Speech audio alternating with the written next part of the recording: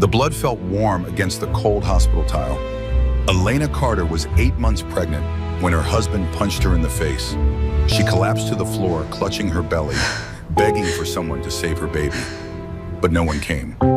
Instead, his mistress stood in the doorway, laughing. Actually laughing.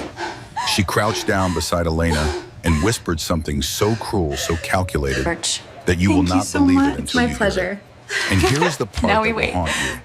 Elena's best friend of 10 years, the woman she trusted with her darkest secrets, she was in on it too. She had already stolen every dollar Elena had, $400,000. Gone in 15 minutes. Elena had no husband, no money, no best friend. She was bleeding on a hospital floor, about to lose her baby, and utterly alone. Or so she thought. Because 200 miles away, a phone was ringing in a billionaire's penthouse. A phone call from a woman with dementia who had kept a secret for 30 years. A secret about a father Elena never knew existed. What happens next will shock you. It will break your heart. And by the end, it will remind you why justice sometimes comes from the most unexpected places.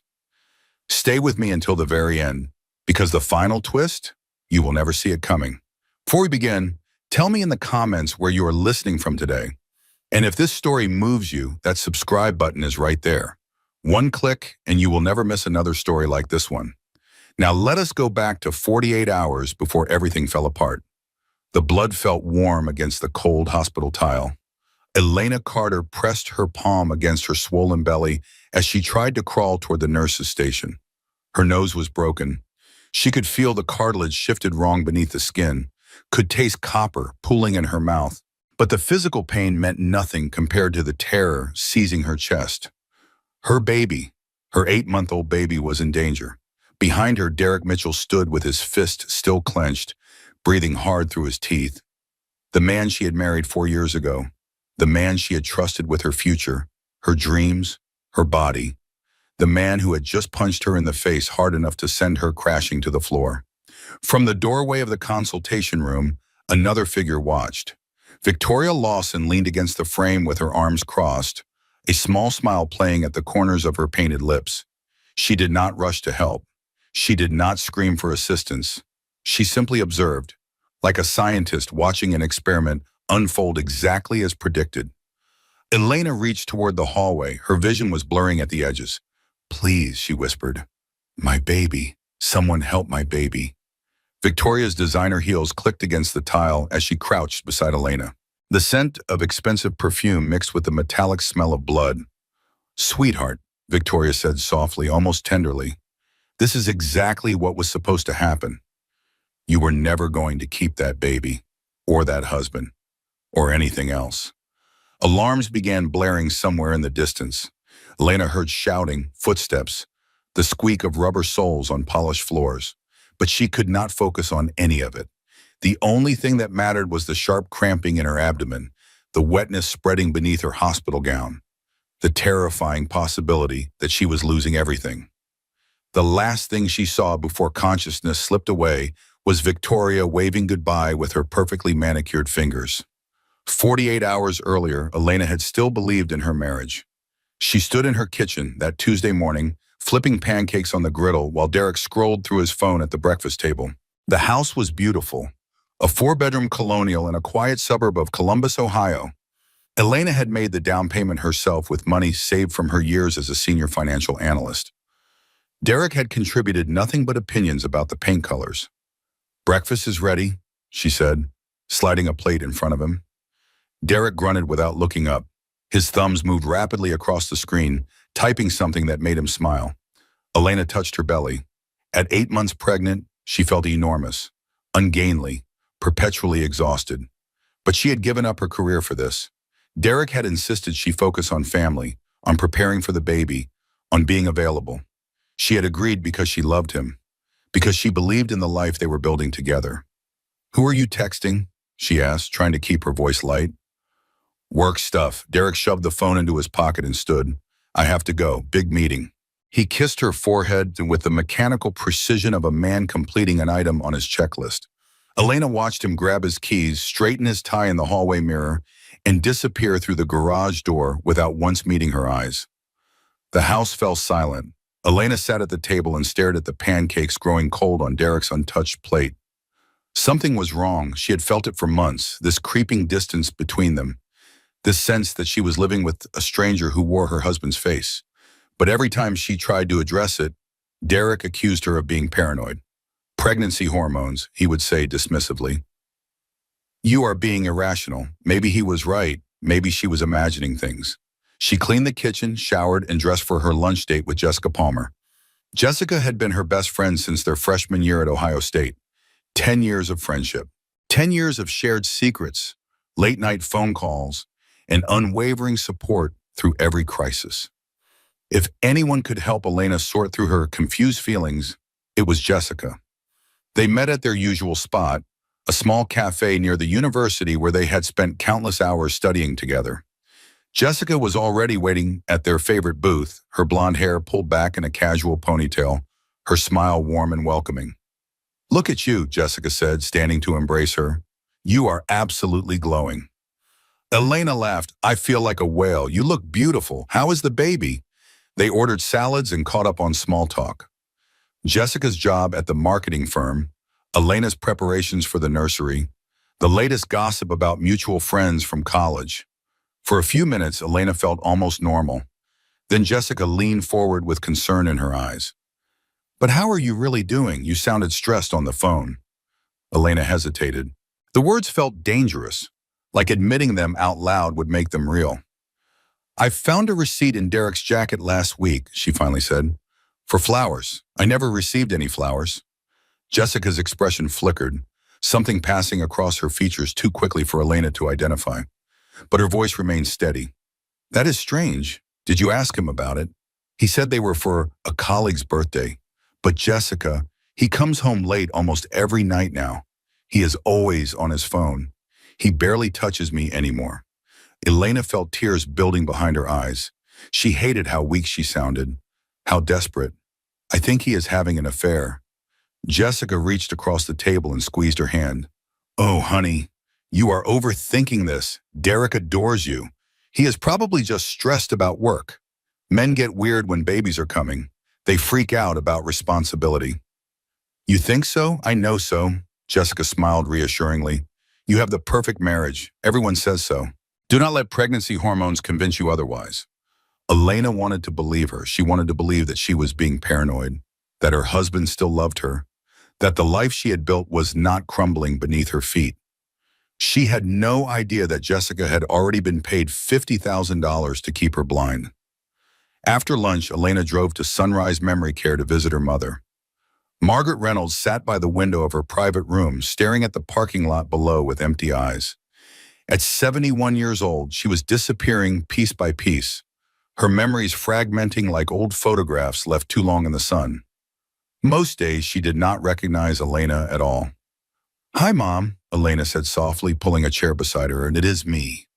Elena. Margaret turned slowly. Her white hair was neatly brushed, courtesy of the attendants who cared for her around the clock. For a long moment, she simply stared at Elena with no recognition. Then something shifted. Elena, Margaret breathed. My sweet girl. Elena's heart leaped. You remember me today? Margaret's hands shot out and gripped Elena's wrist with surprising strength. Her eyes became urgent, almost frightened, clouded with a clarity that seemed to emerge from nowhere. Your father, Margaret said. You need to know about your father. Elena froze. Her biological father had always been a mystery. Margaret had adopted her when she was 3 years old, after Elena's birth mother died in a car accident. The story Elena had been told was simple. Her father was a nameless drifter who disappeared before she was born. There was nothing more to know. Mom, she said carefully, what about my father? Margaret struggled to form words, her mind fighting against the fog that constantly threatened to consume it. William, his name was William. He did not know. Your mother never told him. Elena felt the world tilt beneath her. Who is William? What do you mean he did not know? I kept his number, Margaret continued, her grip tightening. All these years, just in case you ever needed him, in case something happened. Sarah made me promise. Sarah was Elena's birth mother's name. Elena had seen photographs, had heard stories, but had never known her. Mom, Elena pressed. Who is William? Where is he? But Margaret's moment of clarity was already fading. A nurse entered with medication, interrupting the conversation with cheerful efficiency. By the time she left, Margaret was staring out the window again, her expression vacant. Who are you? Margaret asked when Elena tried to continue. Why are you in my room? Elena drove home in a daze. Who was William? Why had her mother hidden him? What other secrets had been buried in Margaret's deteriorating mind, waiting to surface at random moments before disappearing again? She did not tell Derek about the conversation. For the first time in their marriage, she kept a secret from him. That night, she wished she had kept more. Derek announced he would be working late, some emergency at the office that required his immediate attention. Elena kissed him goodbye and watched him drive away with a growing sense of unease she could not explain. At 10:30, unable to sleep, she reached for Derek's iPad on the nightstand. They had always shared passwords, maintained an open door policy about devices and accounts. Derek insisted on it. Transparency, he called it. The foundation of trust. The iPad glowed to life in her hands. She intended to read, to distract herself with articles about pregnancy or nursery decoration, but a text notification appeared at the top of the screen. Victoria, cannot wait to see you tonight. Wear the blue shirt I bought you. Elena's heart stopped. Her fingers moved without conscious direction, opening the message thread, scrolling backward through months of conversations she was never meant to see. Explicit photographs. I love you declarations. Plans for a future that did not include her. The woman named Victoria called Elena disgusting names. The whale, the obstacle, the paycheck. Derek responded with laughing emojis, with agreement, with cruel observations about his own wife that made Elena want to vomit. But the worst messages were dated just 3 days earlier. Derek had written, once the baby is born, I will file for divorce and full custody. Elena will not see it coming. Victoria had responded, perfect. Then we sell the house and take the kid for child support and start our life together. She will have nothing. Derek's reply, she deserves nothing. The iPad slipped from Elena's trembling hands. She had been married to a stranger. She had given up her career, her independence, her entire identity for a man who was planning to destroy her. And she had not seen any of it coming. Elena did not sleep that night. She sat in the darkness of her bedroom, her hands resting on her pregnant belly, and tried to understand how her life had collapsed without her noticing. 4 years of marriage. 4 years of believing Derek loved her. 4 years of building a future that had been a lie from the beginning. By morning, she had made a decision. She would confront Derek calmly and demand answers. She would protect herself and her baby. She would not let him see her break. She had no idea that the next 48 hours would break her completely. The morning sun cast long shadows across the bedroom as Elena dressed with trembling hands. She had rehearsed what she would say 100 times during the sleepless night, had imagined every possible scenario, and prepared for each one. She would be calm. She would be rational. She would demand the truth and then decide her next steps. She was 31 years old, 8 months pregnant, and her entire world had been revealed as a carefully constructed lie. Derek had already left for work by the time she came downstairs. Elena made herself eat a piece of toast, knowing the baby needed nutrition even if she had no appetite. Then she climbed into her car and began the 30-minute drive to Derek's office in downtown Columbus. The building was a gleaming tower of glass and steel, home to Mitchell Real Estate Development. Derek was the regional sales director, though Elena had recently learned through those devastating text messages that the company was struggling financially. Another secret he had kept from her. She parked in the visitor lot and walked through the lobby with her head held high. The receptionist recognized her immediately. Mrs. Mitchell, the young woman smiled warmly. Mr. Mitchell did not mention you were coming. I wanted to surprise him, Elena said. The lie tasted bitter on her tongue. She took the elevator to the 14th floor, her heart pounding harder with each ascending number. The doors opened onto a carpeted hallway lined with offices. She could hear phones ringing somewhere in the distance, the murmur of salespeople working their calls. Derek's corner office was at the end of the hall. The door was slightly ajar. Elena approached slowly, her footsteps silent on the thick carpet. She could hear voices inside. Laughter. A woman's voice, low and teasing. She pushed the door open. Derek had Victoria pressed against his desk. His shirt was unbuttoned. Her skirt was hiked up around her thighs. They were so absorbed in each other that neither noticed Elena standing in the doorway until she spoke. "So it is true," she said. They sprang apart. Victoria recovered first, her expression shifting from surprise to amusement in the space of a heartbeat. She did not scramble to cover herself. She simply smoothed her skirt and smiled. "Oh, look," Victoria said. The wife finally figured it out. Derek was still fumbling with his buttons. His face had gone pale, then red, cycling through emotions too quickly to track. But when his eyes finally met Elena's, she saw no remorse there, only annoyance. "What are you doing here?" he demanded. "You were supposed to stay home." Elena gripped the doorframe for support. Her legs felt weak. "I am your wife. I am 8 months pregnant with your child. And you are asking me what I am doing here?" Victoria slid off the desk and walked toward her with the confident stride of a woman who had already won. She was beautiful in a sharp, calculated way. Dark hair, red lips, eyes that glittered with intelligence and cruelty. "Let me handle this baby," Victoria said to Derek over her shoulder. She stopped directly in front of Elena, close enough that her perfume filled Elena's nostrils. "Elena, let us be adults about this. Derek does not love you. He never did. You were convenient, a stable income while he figured things out. But now," she tilted her head, "you are just in the way." Elena looked past her to Derek. "Say something. Tell me she is lying." Derek adjusted his tie. His face had settled into cold indifference. "She is not lying," he said. "I want a divorce. I have already talked to a lawyer." "You will be hearing from them." The words hit Elena like physical blows. She staggered backward, and as she did, a sharp pain seized her abdomen. A contraction, real and powerful and too early. "I am having contractions," she gasped. Victoria rolled her eyes. "Drama queen. She is faking it for sympathy." Elena gripped her stomach as another wave of pain washed through her. This was not fake. Something was wrong. The stress, the shock, the betrayal. Her body was reacting in the most dangerous way possible. "Derek, please," she whispered. "I need to get to a hospital." "Fine," Derek said dismissively. "Go to the hospital. But do not expect me to come. I have things to handle here." He turned back to Victoria as if his pregnant wife was not clutching the doorframe in agony. Victoria wrapped her arms around his neck and pressed her lips to his cheek, watching Elena over his shoulder with undisguised triumph. Elena stumbled out of the office and somehow made it to the elevator. The doors closed and she collapsed against the wall, sobbing, clutching her phone with fingers that could barely hold it. She called the only person she had left. "Jessica," she choked out when her friend answered. "I need help. Derek is cheating on me. I am having contractions. I need to get to the hospital."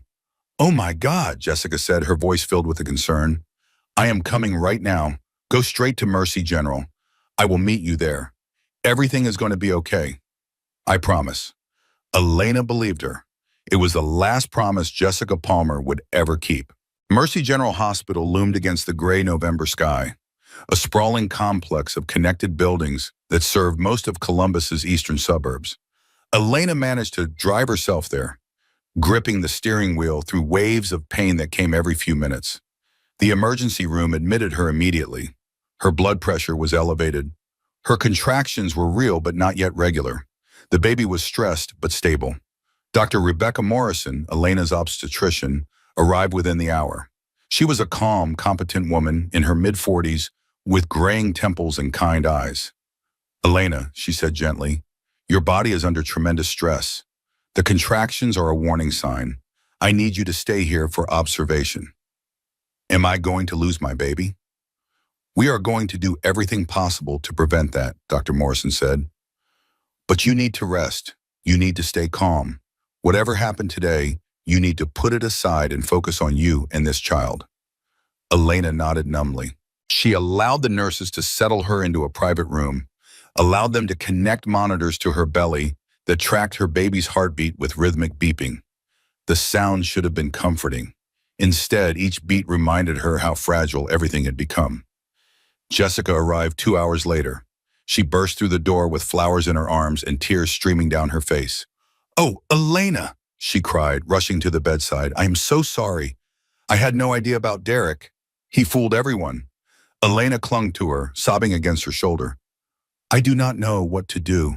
He is going to take everything. He is going to try to take my baby. Jessica stroked her hair. We will fight him. I will help you find a lawyer. You have your savings, right? Derek does not know about those. Elena nodded, her secret account. $400,000 she had saved before the marriage and kept in a separate bank under her maiden name. Derek had no idea it existed. It was her safety net, her insurance policy against disaster. Good, Jessica said. Text me the account details so I can help you transfer it somewhere safer. Derek might try to freeze your assets. Elena hesitated. The request seemed strange, premature. But this was Jessica, her best friend for 10 years. The woman who had held her hair when she was sick in college.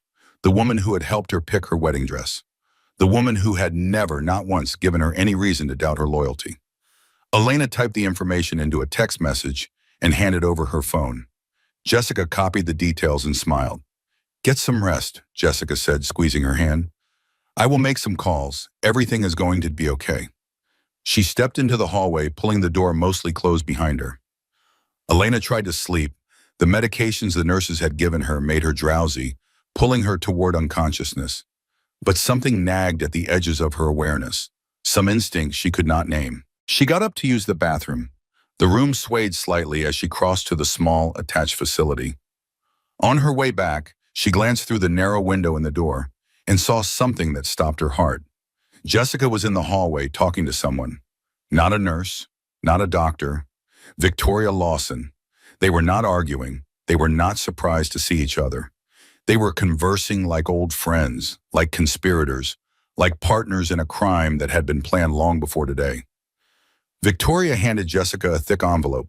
Jessica opened it, rifled through the contents, and nodded with satisfaction. Then she pulled out her phone, typed something, and showed the screen to Victoria.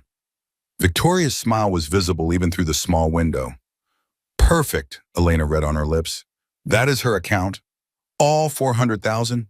Derek will be so happy. Elena's knees buckled. She grabbed the wall for support, barely making it back to her bed before her legs gave out completely. Her chest heaved with silent sobs. She pressed her fist against her mouth to keep from screaming. Jessica, her best friend, her sister in everything but blood, had been working with them the entire time. The door opened and Jessica walked back in, her expression arranged into gentle concern. You should be sleeping, she said. Elena forced herself to remain still, to keep her breathing even, to pretend she was not aware that the woman standing beside her bed had just stolen everything she had. I am trying, Elena whispered. Good. Jessica bent down and kissed her forehead. Sleep well, sweetie. Everything is going according to plan. She left. Elena checked her phone with trembling fingers. She navigated to her banking app, entered her credentials, and stared at the screen. Account balance, $0.00. $400,000. Transferred out 15 minutes ago. Gone. Elena had no husband, no savings, no best friend. She was 8 months pregnant, lying in a hospital bed, and utterly, completely alone. She sobbed into her pillow until she had no tears left. Then she lay in the darkness, staring at the ceiling, and tried to figure out how to survive. She decided that in the morning she would discharge herself. She would go to a women's shelter. She would start over with nothing. She had no way of knowing that the worst was still to come. Evening settled over Mercy General Hospital like a shroud. Elena lay in her bed, staring at the monitors that tracked her baby's heartbeat. The contractions had slowed. The doctors were cautiously optimistic. If she could remain calm and rest for the next few days, there was a good chance she could carry the baby to term. Remaining calm felt impossible. Every time she closed her eyes, she saw Jessica's face. The smile that had hidden 10 years of treachery. The hand that had squeezed hers while orchestrating her destruction. The casual cruelty of taking everything and calling it a plan. A nurse appeared in the doorway. Mrs. Mitchell, your husband is here. He says there is urgent paperwork you need to sign for your insurance. Elena's blood went cold. I do not want to see him. The nurse looked uncomfortable. I understand, but he says if you do not sign tonight, your coverage for the delivery will be voided. Hospital policy requires a family member's signature for the extended monitoring.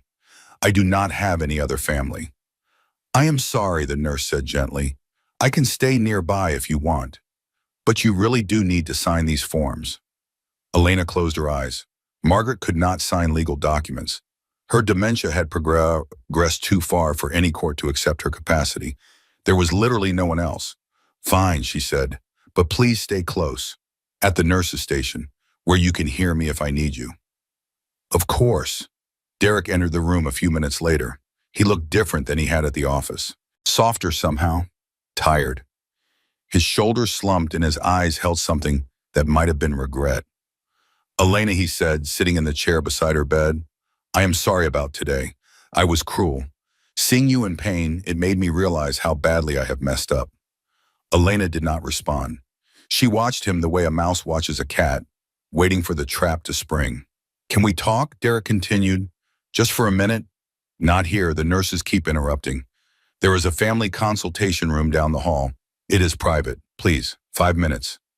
Every instinct screamed at Elena to refuse. But she needed those insurance papers.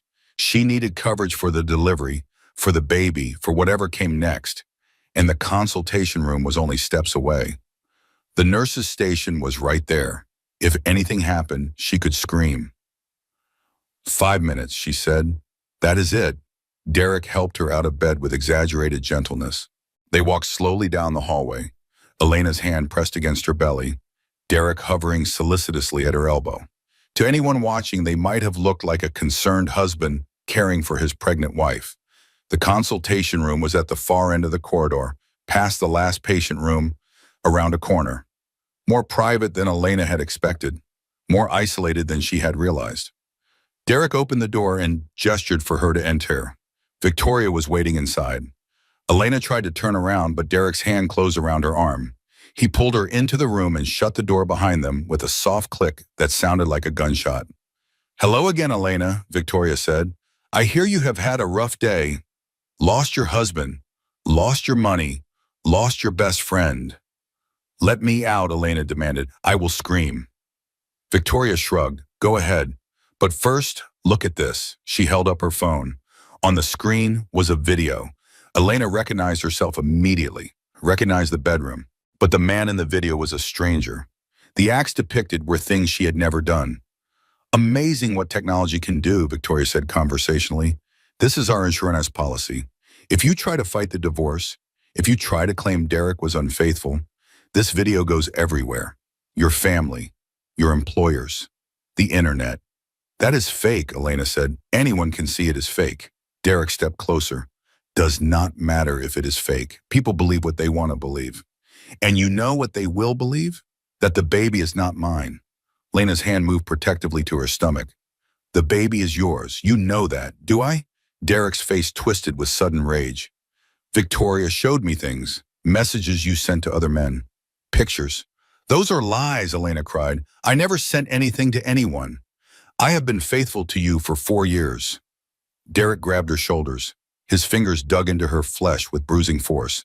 Shut up, he snarled. Victoria laughed. The sound was high and delighted, like a child watching a particularly entertaining show. Hit her, Derek, Victoria encouraged. She deserves it. She has been lying to you for years. Elena tried to pull away. Derek, please, I'm pregnant. The baby. His fist connected with her face. The pain was beyond anything Elena had ever experienced. It exploded through her skull, radiating outward in waves of agony. She felt her nose break, felt blood pour from her nostrils, felt herself falling. She hit the floor hard. Her hands flew to her belly as Derek's shoe connected with her side. She screamed. He kicked her again. Victoria kept laughing. Not so perfect now, are you? Derek kicked her stomach. Something tore inside Elena. She felt it give way, felt the rush of fluid, felt pain like a knife twisting in her abdomen. Blood began spreading beneath her hospital gown. Too much blood, far too much blood. She screamed again, louder this time, and again, and again. Finally, blessedly, she heard shouting in the hallway, running footsteps, alarms. The door burst open. Nurses flooded in. They surrounded Elena, checking her vitals, shouting medical terminology she could not understand. She is hemorrhaging, someone yelled. The baby's heart rate is dropping. We need the OR now. Call Dr. Morrison. Tell her it is an emergency. Elena was lifted onto a gurney. The ceiling tiles blurred above her. She heard more voices, more alarms, more panic. But through it all, she watched Derek and Victoria walk calmly toward the exit. Victoria looked back and waved. Then everything went dark. The call came to William Ashford's penthouse office at 11:47 p.m. Eastern Time. He was reviewing contracts for his latest development project, a mixed-use complex in Manhattan that would add another $100 million to his already substantial fortune. At 63 years old, William had built Ashford Industries from nothing into one of the largest construction and real estate empires on the East Coast. He had started as a carpenter's apprentice in Cleveland. Now he owned buildings in 12 states. The phone number was unfamiliar. An Ohio area code. Something made him answer. "Hello?" A frail voice crackled through the speaker. William, is that you? It is Margaret. Margaret Reynolds." William's coffee cup froze halfway to his lips. He had not heard that name in 30 years. Margaret Reynolds had been his girlfriend's best friend back when he was nobody, when he was working construction during the day and taking business classes at night, when he had fallen desperately in love with a woman named Sarah, who had disappeared one day without explanation. "Margaret," he set down the cup. "What is wrong?" "Who is Elena, your daughter William?" The voice trembled with urgency and confusion. "Elena is your daughter. Sarah never told you. She was pregnant when she left. I have been raising her since Sarah died. Please, she is in danger." The hospital. The line went dead. William sat frozen at his desk. His heart hammered against his ribs. His mind raced through implications, impossibilities, the sudden restructuring of his entire understanding of the past 3 decades. He had a daughter. He had a 31-year-old daughter he had never known existed. His girlfriend had not abandoned him. She had left because she was pregnant and too proud to ask for help from a man who had nothing. And now that daughter was in danger. William picked up another phone and dialed his personal assistant. "Get my jet ready," he said. "I am flying to Ohio tonight. And find everything you can about a woman named Elena Carter, maiden name Reynolds, currently at a hospital in Columbus." "Yes, sir." There was a pause. "Is everything all right?" "I do not know," William said, "but I am going to find out." 4 hours later, William's private jet touched down at a regional airport outside Columbus. A black SUV was waiting on the tarmac. His security team had worked through the flight, gathering information. Elena Carter, 31 years old, married to Derek Mitchell, regional sales director at a struggling real estate company. Currently in emergency surgery at Mercy General Hospital following an assault. Husband was a person of interest. Police were on scene. William had not slept. He had spent the flight staring out the window at the darkness below, thinking about all the moments he had missed. First steps, first words, graduations and birthdays, and every milestone that marked a child's journey into adulthood. 31 years of a life he should have been part of. Gone because Sarah had not trusted him to be worthy. He would prove worthy now. The SUV pulled up to the hospital at 2 in the morning. William ignored the security guard's protests and strode toward the emergency wing with the authority of a man who had commanded boardrooms and negotiated billion-dollar deals and never once accepted no as an answer. A nurse tried to stop him. "Sir, only family members are allowed. I am her father," William said. His voice was granite, unbreakable. "Take me to her. Now." Something in his tone made the nurse comply. She led him through corridors that smelled of antiseptic and fear, past rooms where other families waited with other tragedies, until they reached the surgical wing. Through a window, William could see Elena for the first time. She lay unconscious on an operating table, pale, bruised, broken. Doctors moved around her with urgent efficiency. Monitors beeped with the rhythm of 2 hearts, one weak and struggling, one tiny and fighting for survival. William pressed his hand against the glass. "Come on," he whispered. "Fight. I just found you. Do not leave me now." The surgery lasted 2 hours. William did not move, did not eat, did not sit. He stood at that window like a sentinel, watching strangers fight to save the daughter he had never known he had. At 4:47 in the morning, a thin cry pierced the air. The baby, a boy, alive. The surgeon looked up and gave a thumbs up through the window. Lena's heart rate stabilized. The monitor shifted from alarming red to cautiously optimistic green. William collapsed against the wall. For the first time in 40 years, the billionaire who had built an empire from nothing broke down and wept. Consciousness returned to Elena slowly, like surfacing from deep water. She became aware of pain first. Her face throbbed. Her abdomen ached. Every breath hurt. But beneath the pain was something else. A lightness. An absence. Her baby. Elena's eyes flew open. She tried to sit up, but hands pressed gently against her shoulders. "Easy," a voice said. "You have been through a lot." She blinked, trying to focus. The room was dim. Soft afternoon light filtered through closed blinds. Medical equipment surrounded the bed, beeping and humming with reassuring regularity. And sitting in the chair beside her was a man she had never seen before. He was in his early 60s, with silver hair and a strong jaw, and eyes that looked somehow familiar. Like looking into a mirror that showed a different time, a different face, but something recognizably the same beneath the surface. "Who are you?" Elena whispered. The man leaned forward. His hands were clasped in front of him, his expression a mixture of hope and terror and overwhelming emotion.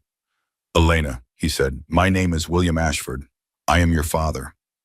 The words did not make sense. Elena tried to process them, tried to fit them into her understanding of reality, but they remained foreign, impossible. "I do not have a father," she said. "Your mother never told me about you," William continued. His voice was steady, but Elena could see the effort it took to maintain that steadiness. "She disappeared before I knew she was pregnant. Margaret kept the secret all these years. She called me 2 nights ago. She saved your life." Margaret. The phone number she had kept for 30 years. The moment of clarity at the memory care facility. Your father. His name was William. Elena started to cry. Everything hurt. Her body, her heart, her entire understanding of who she was and where she came from. She had spent 31 years believing she was alone in the world, that her father was a nameless drifter who had abandoned her before she was born. And now this stranger was sitting beside her bed, claiming to be the missing piece she had never known she was looking for. "I do not understand," she sobbed. "I know," William said. "I know you do not understand. I do not fully understand it myself. But we have time now. We have time to figure it out together." The door opened. A nurse entered carrying a small bundle wrapped in a blue blanket. Her face was warm with professional joy. "Mrs. Carter, would you like to hold your son?" Elena's breath caught. She had been so focused on the pain, so overwhelmed by the impossible information about her father, that she had not fully processed the most important fact of all. Her baby was alive. The nurse placed the bundle in Elena's arms. She looked down at the tiny face, the closed eyes, the miniature fingers curled into fists. He was perfect. He was real. He was here. She sobbed harder, but these were different tears. Tears of relief, of gratitude so profound it felt like it might swallow her whole. William watched them, his own eyes wet.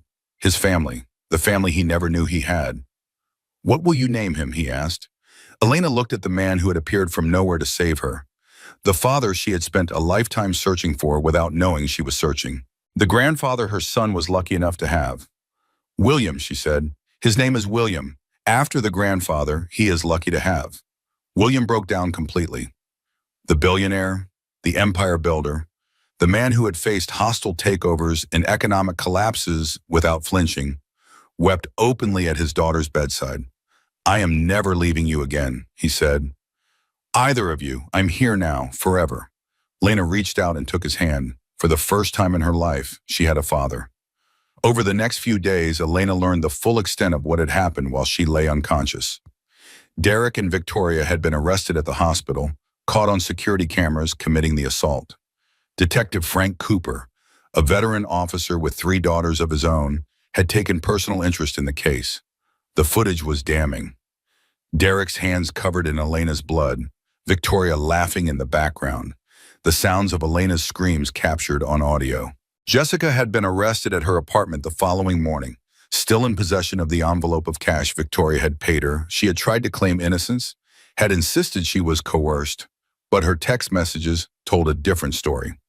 6 months of coordination with Victoria, plans and payments and betrayals documented in black and white. The $400,000 had been frozen before it could be transferred out of the country. William's forensic accountants traced the transactions within hours and worked with law enforcement to ensure the money was recovered. But the legal matters felt distant to Elena. What consumed her attention was the tiny person who depended on her for everything. Baby William, whom the nurses had started calling Little Will, had been born 6 weeks premature. He spent his first week in the NICU, connected to monitors and feeding tubes and oxygen support. Elena sat beside his incubator for hours every day, talking to him, singing to him, willing him to grow stronger with every breath. William Sr. was there too. He hired additional specialists. He ensured Little Will received the best possible care. He sat vigil beside Elena, keeping her company during the long hours, bringing her food she did not want to eat, making sure she remembered to take care of herself as well as her son. They talked during those quiet hours. Elena learned about her mother, Sarah Reynolds, who had been William's girlfriend for 2 years before she disappeared. She learned that William had searched for her, had hired private investigators, had spent months trying to understand why she had left without a word. "I loved her," William said one night, his voice heavy with decades-old grief. "I would have married her. I would have given up everything to build a life with her. But she never gave me the chance." "Why did she leave?" Elena asked. "I do not know for certain.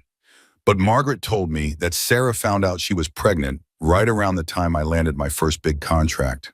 I was suddenly making real money. I was moving up in the world. And Sarah?" William paused. "Sarah was proud, fiercely proud. She did not want anyone to think she was using me. She did not want to be a burden. So she disappeared. And she took my daughter with her." Elena processed this information slowly, turning it over in her mind like a stone worn smooth by years of examination. Her mother had loved her, had sacrificed everything to raise her independently, had died in a car accident when Elena was 3, leaving her in Margaret's care. "Margaret never told you," Elena said. "All those years, she never reached out. She said she thought about it many times," William replied. "But your mother made her promise, and Margaret keeps her promises." Elena looked down at little Will, sleeping peacefully in his incubator. "I wish I could have known her," she whispered. William took her hand. "You are so much like her. The determination, the strength, the stubbornness." He smiled through his tears. "She would be so proud of you." After 2 weeks, little Will was strong enough to leave the NICU. Elena held him in her arms as a nurse wheeled her toward the hospital exit, and the feeling of finally bringing her son into the world overwhelmed her with emotion. William was waiting outside with a car service. He had made arrangements for Elena and the baby to stay at his estate outside Cleveland, a mansion that seemed excessive and unnecessary, but was also safe and secure and far from anyone who might want to hurt them. "You do not have to do this," Elena said as the car pulled away from the hospital. "I know," William replied. "I want to." She looked at him, this stranger who was her father, and felt something she had not felt in years: hope. The estate was beautiful in a way Elena had never experienced. Rolling lawns, manicured gardens, a house that looked like something from a magazine, all stone and glass and architectural precision. But it was not the luxury that struck her. It was the quiet. After weeks of hospital noise, of beeping monitors and hushed conversations and the constant hum of medical activity, the silence felt like a gift. A nursery had been prepared, pale blue walls, a crib that probably cost more than Elena's car, stuffed animals in mobiles, and a rocking chair positioned by the window to catch the afternoon light. "This is too much," Elena said. "It is not nearly enough," William replied. "I have 31 years to make up for." In the weeks that followed, Elena began to heal. Her body recovered first. The bruises faded. The surgical incisions closed. The physical evidence of Derek's violence disappeared beneath fresh skin and careful nutrition. Her mind took longer. She started seeing a therapist, a woman named Dr. Catherine Price, who specialized in trauma and domestic abuse. They talked about the assault, about Jessica's betrayal, about the years of manipulation that had preceded that horrible night. "Abuse is not always obvious," Price told her during one session. "It can be subtle, gradual. It can look like concern or love or protection until suddenly you realize you have lost yourself entirely." "I kept thinking it was my fault," Elena admitted.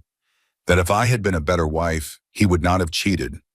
That if I had noticed sooner, I could have stopped it. The only person responsible for Derek's choices is Derek."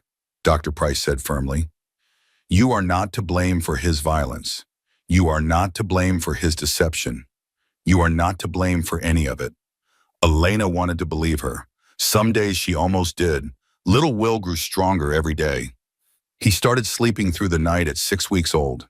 He smiled for the first time at 8 weeks. He laughed at 10 weeks, a sound so pure and joyful that Elena cried every time she heard it. William Sr. was transformed by his grandson. The businessman who commanded meetings and negotiated contracts became soft and silly in the nursery. He made ridiculous faces. He sang off-key lullabies. He held the baby for hours while Elena rested, murmuring promises about all the things they would do together. I'm going to teach you to fish, William told the baby one afternoon, and to play chess, and to throw a baseball. All the things I never got to teach your mother. Elena watched from the doorway, her heart full. She had lost so much, her husband, her savings, her best friend, but she had found something she never knew she was missing. A father, a family, a future, and soon she would have justice too. The day Elena confronted Victoria Lawson, she wore a simple black dress and no makeup to cover her fading bruises. It had been 6 weeks since the attack. Victoria had been held without bail, deemed a flight risk due to her history of fraud in other states under different names.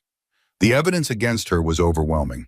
Security footage, text messages, financial records. The deepfake video traced back to her personal laptop. She was going to prison for a very long time. But Elena needed something more than legal justice. She needed to look the woman who had tried to destroy her in the eye and say what needed to be said. William had arranged for a private meeting at the detention center. His lawyers had negotiated the terms. 5 minutes in an interview room with guards stationed outside. Are you sure about this? William asked as they drove through the gray November morning. Yes, Elena said. I need closure. The detention center was a squat building surrounded by chain link fences and razor wire. Elena walked through metal detectors and security checkpoints with her head held high. The guards treated her with surprising gentleness. They had seen the footage. They knew what Victoria had done. The interview room was small and sterile. A metal table, 2 chairs, a camera mounted in the corner to record everything. Victoria was already waiting when Elena entered. She looked different in the orange jumpsuit, smaller somehow. The designer clothes and perfect makeup were gone, replaced by prison-issue garments and bare skin. But her eyes were the same, cold, calculating, unrepentant. Come to gloat? Victoria asked. How predictable. Elena sat across from her. The table between them felt like insufficient protection, but the guards were right outside. Victoria could not hurt her again. I want you to understand something, Elena said. Her voice was steady. She had practiced this speech 100 times. You spent 18 months planning to destroy me. 18 months manipulating my husband, buying my best friend, plotting to steal my baby and my inheritance. Victoria smirked, and I almost succeeded. Almost. Elena leaned forward slightly. But here is what you did not count on. You were so focused on what I might inherit that you forgot what I actually am. I am a financial analyst. I spent years finding fraud patterns in corporate accounts. You think I did not notice the small things? The way Jessica suddenly had new jewelry? The way Derek's lies did not quite line up? I knew something was wrong. I just did not know how deep it went. The smirk faltered slightly on Victoria's face. But that is not why I am here, Elena continued. I am here because I want you to understand what you are losing. Not just your freedom. You will have plenty of time to think about that. But everything else, Elena paused, letting the words hang in the air. Derek never loved you. You know that, right? He was using you just like you were using him. The difference is you actually fell for him. I have seen the way you looked at him in those text messages. You thought once I was gone, he would be yours. But Derek does not belong to anyone except his addictions. Shut up, Victoria snapped. The money you were so desperate to steal? My father is worth $4 billion. $4 billion. The 400,000 you and Jessica took? That is pocket change. It has already been recovered. Jessica has already been arrested. Everything you worked for, everything you planned, everything you sacrificed, all of it was for nothing. Victoria's composure was cracking now, her jaw tightened. her hands clenched into fists on the table. And the worst part? Elena asked. The thing that will eat at you every day in that cell? She stood up. I am going to forget you. Within a year, I will not think about you at all. I will be raising my son in a home filled with love. I will be reconnecting with the father I never knew. I will be building a life so beautiful that your 18 months of scheming will be nothing but a footnote. You wanted to take everything from me. Instead, you gave me everything. If you had not pushed Derek to show his true colors, I might have spent 20 more years in that marriage. So thank you, Victoria. Thank you for setting me free. Elena turned and walked toward the door. Behind her, Victoria exploded. She screamed curses. She slammed her fists against the table. She thrashed in her chair until guards rushed in to restrain her. But Elena did not look back. She walked out of the detention center and into the gray November light, and she felt something she had not felt in months. Free. 2 days later, she confronted Jessica. The meeting was harder to arrange. Jessica had been cooperative with investigators, had provided testimony against Victoria in exchange for reduced charges. But she had also asked to see Elena, to explain, to apologize. William advised against it. Dr. Price suggested she was not ready. But Elena knew she needed to hear what Jessica had to say. They met in the same interview room, under the same fluorescent lights. Jessica looked worse than Victoria had. Her hair was unwashed. Her face was hollow. Her eyes were red from crying that seemed to have no end. Elena, she said, her voice cracking. I am so sorry. I never meant for any of this. Yes, you did. Elena's voice was flat. You meant every bit of it. Do not insult me by pretending otherwise. Jessica broke down. I was jealous. I have always been jealous. You had the career, the husband, the baby on the way. Everything came so easy for you. Easy? Elena felt something hot and sharp rise in her chest. You think my life was easy? I gave up my career for a man who was cheating on me. I was isolated, manipulated, made to feel like nothing. And you, my best friend, you saw all of that and decided to help them destroy me. Victoria offered me $150,000, Jessica whispered. I have student loans, credit card debt. I was drowning. Do not make this about money. You had 100 chances to tell me the truth. Every time we had lunch, every phone call, you chose to lie. You chose to betray me, and you enjoyed it. Jessica had no response. The tears kept falling, but Elena felt no sympathy. I hope the money was worth it, Jessica, because you did not just lose a friend. You lost everything. And you will have years in prison to think about why. Elena left without saying goodbye. Jessica's sobs followed her down the hallway, but Elena did not feel guilty. She felt free. The trial came 3 months later. By then, little Will was 4 months old and thriving. He had his father's dark hair, but his mother's eyes, and he smiled every time Elena held him. She had stopped thinking of him as Derek's son. He was hers and William Sr.'s. The family they had built from the ashes of betrayal. The courtroom was packed on the day of sentencing. Reporters filled the gallery. Victims' advocates sat in the front row. Detective Cooper, who had worked the case from the beginning, watched from the back with quiet satisfaction. Derek Mitchell looked like a shadow of the man Elena had married. Prison had not been kind to him. His gambling debts had caught up with him behind bars, and the threats from other inmates had left him gaunt and hollow-eyed. The charming smile was gone. The confidence was gone. Everything that had made him seem powerful had been stripped away. The charges were read aloud. Aggravated assault against a pregnant woman. Attempted murder due to the severity of Elena's injuries. Insurance fraud. Conspiracy to commit theft. Each charge felt like a weight lifting from Elena's shoulders. Then it was her turn to speak. She walked to the podium and faced the judge. Her hands were steady. Her voice did not waver. Your Honor, she began, the defendant was supposed to be my partner, my protector, the father of my child. Instead, he beat me while I was 8 months pregnant. He kicked me in the stomach, trying to kill our unborn son. He laughed while his mistress cheered him on. She paused to let the words settle. I do not ask the court for vengeance. I ask for justice. I ask that Derek Mitchell never have the opportunity to do to another woman what he did to me.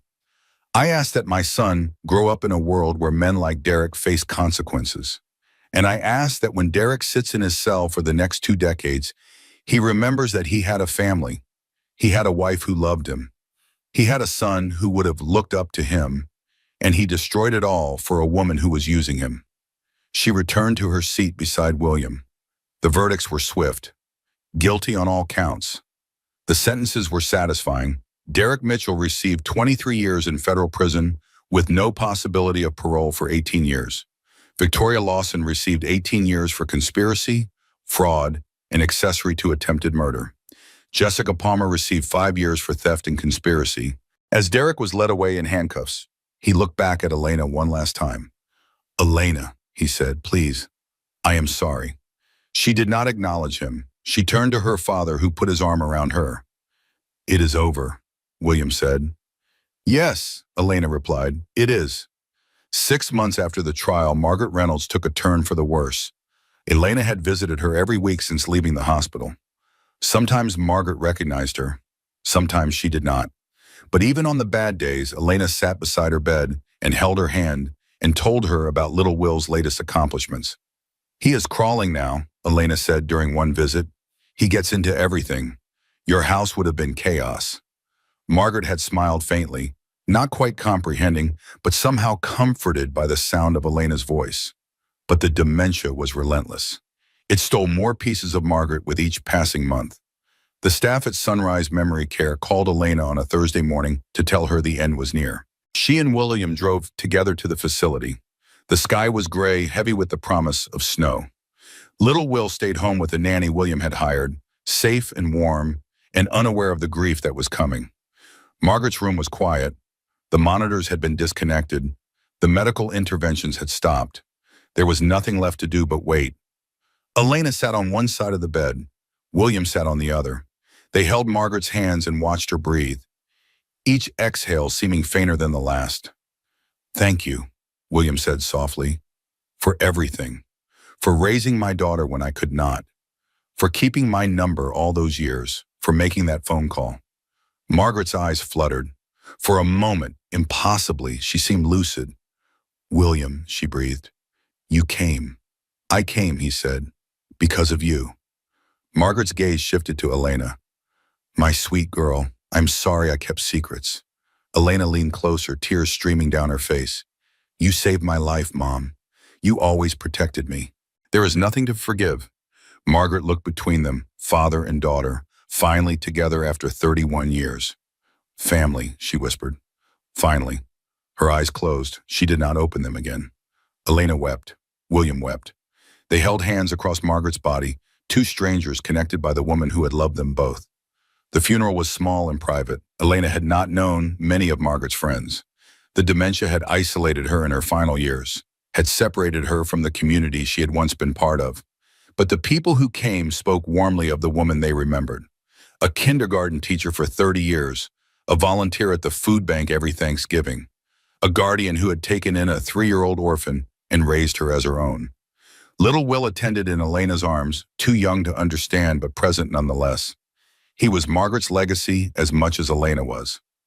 Another generation of the family Margaret had worked so hard to protect. William gave the eulogy. Margaret Reynolds was not famous, he said. She did not build companies or change the world in ways that make headlines. But she did something more important.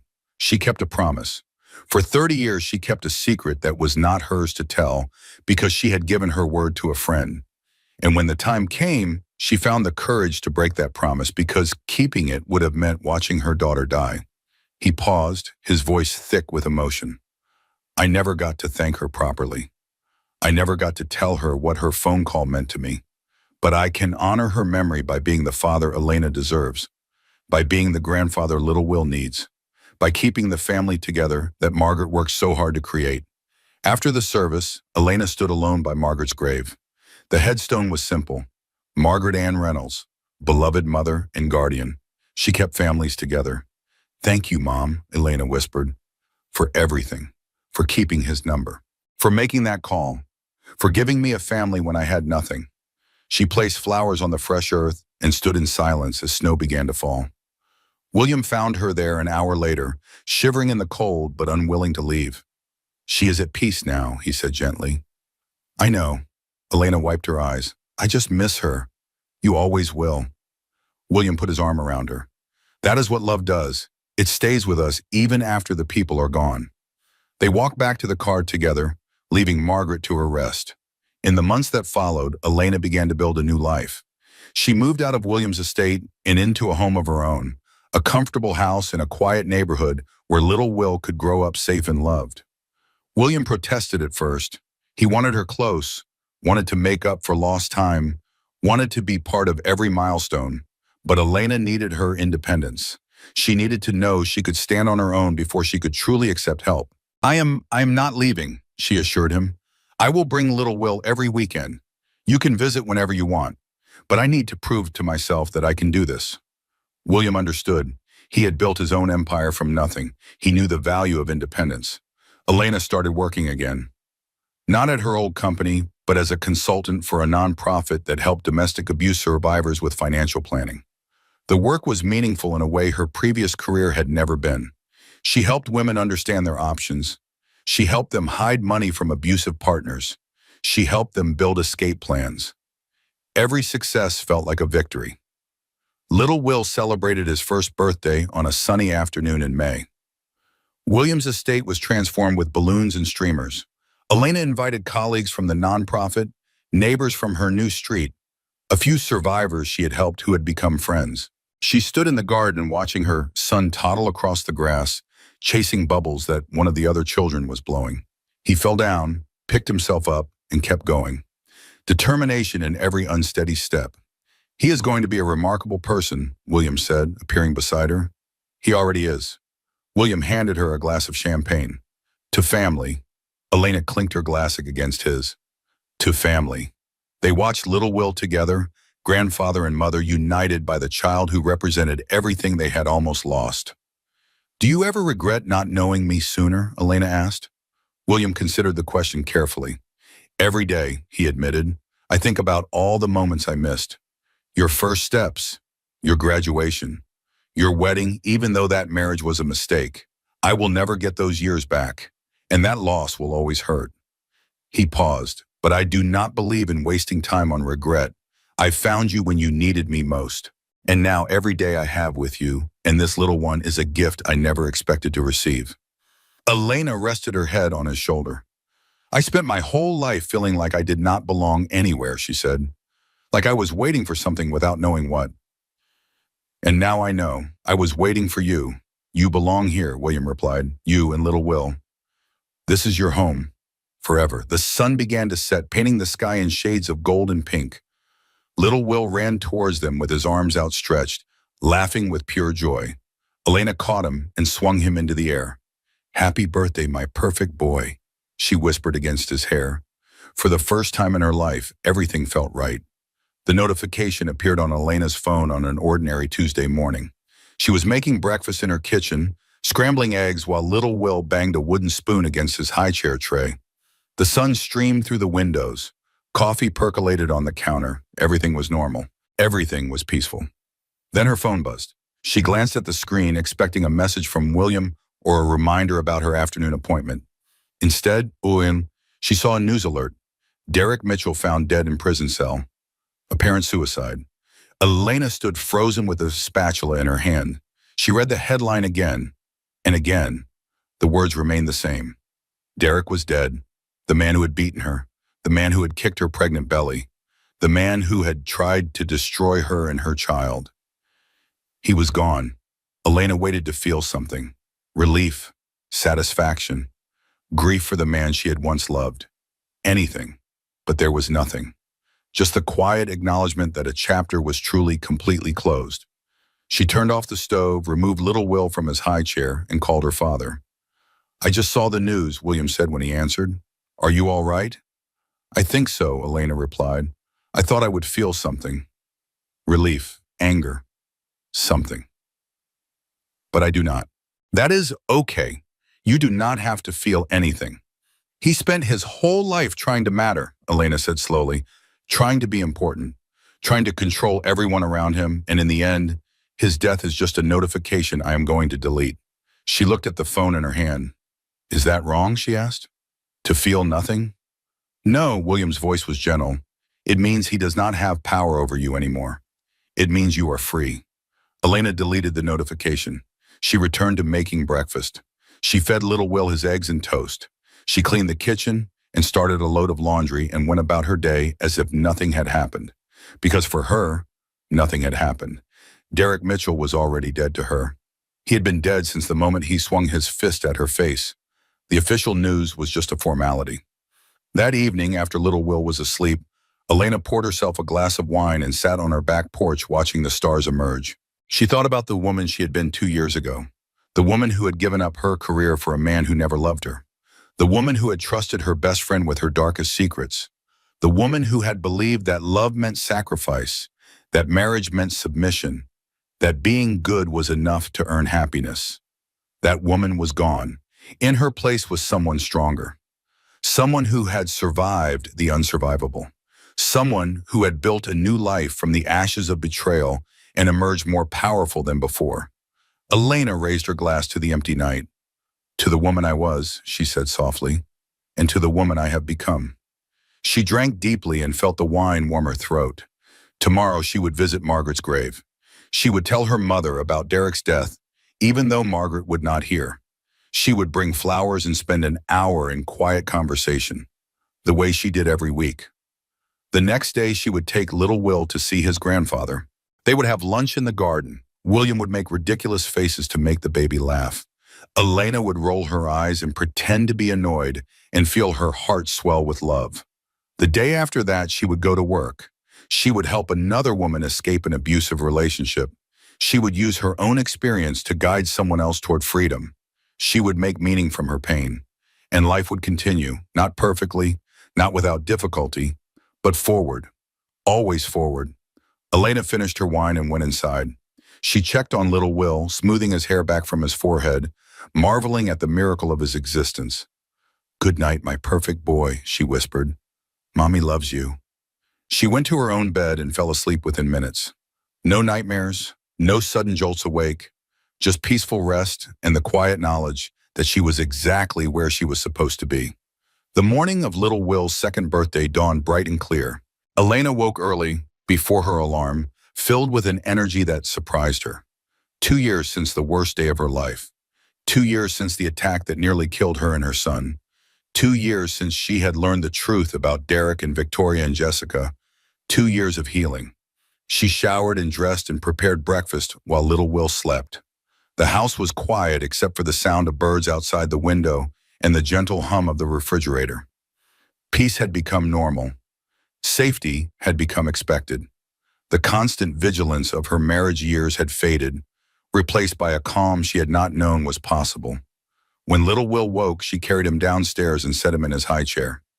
"Happy birthday, sweet boy," she said, kissing his forehead. 2 years old today, he grinned at her, showing all his baby teeth. 2, he repeated proudly. He had been talking for months now, simple words and phrases that filled Elena with joy every time she heard them. The party would be that afternoon at William's estate. Elena had invited the same mix of people as the year before. Colleagues, neighbors, survivor friends, the community she had built from scratch after losing everything. But before the party, there was something she needed to do. She strapped little Will into his car seat and drove to the cemetery. Margaret's grave was neat and well tended. Elena paid for a maintenance service to keep the grass trimmed and the flowers fresh. It was the least she could do for the woman who had given her everything. She lifted little Will from the car and carried him to the headstone. "Hi, Mom," she said softly. "I brought someone to see you." Little Will squirmed in her arms, fascinated by a butterfly that fluttered past. "He is 2 today," Elena continued. 2 years old. He is walking and talking and getting into everything. You would love him so much." She sat on the grass beside the grave, settling little Will in her lap. "Derek died," she said. "I am sure you already know somehow. I do not feel anything about it. Is that strange? You always told me to feel my feelings, not to bottle them up. But when I heard he was gone, I just felt empty. Not not happy, just empty." She paused, watching the butterfly dance among the flowers. "William is wonderful. He spoils little Will terribly, but I do not have the heart to stop him. He missed so many years. I think he is trying to make up for all of them at once. Little Will grabbed a fistful of grass and offered it to Elena with a proud smile. Thank you, baby, she laughed. That is beautiful. She turned back to the headstone. I am doing well, Mom, really well. I never thought I would be able to say that. After everything that happened, I thought I was broken forever. But I am not. I am stronger than I was before. And I have you to thank for that. She stood, brushing grass from her pants. I love you, Mom. I will always love you. Thank you for saving me. She carried little Will back to the car and drove toward William's estate. The party was exactly what she needed. William had outdone himself with decorations, balloons in every color imaginable, a bounce house on the lawn, a petting zoo with miniature ponies and baby goats that made little Will shriek with delight. You are spoiling him, Elena said as William handed her a glass of champagne. That is what grandfathers do, William replied without apology. She watched her son chase a baby goat across the grass, his laughter ringing through the air like music. I never thought I would have this, she said quietly. A family, a real family. Growing up, it was always just me and Margaret. I thought that was all I would ever have. And then Derek, and I thought I had found my person, my partner for life. But it was all a lie. She turned to William. And then you came. Out of nowhere. This father I never knew existed. And suddenly I had more family than I knew what to do with. William's eyes were wet. I wish I had known sooner. I wish your mother had told me. I know. But maybe this was how it was supposed to be. Maybe I needed to go through everything I went through to become the person I am now, to appreciate what I have. Or maybe, William suggested gently, sometimes bad things just happen to good people and there is no meaning to find. Only survival, and you survived. Elena considered this.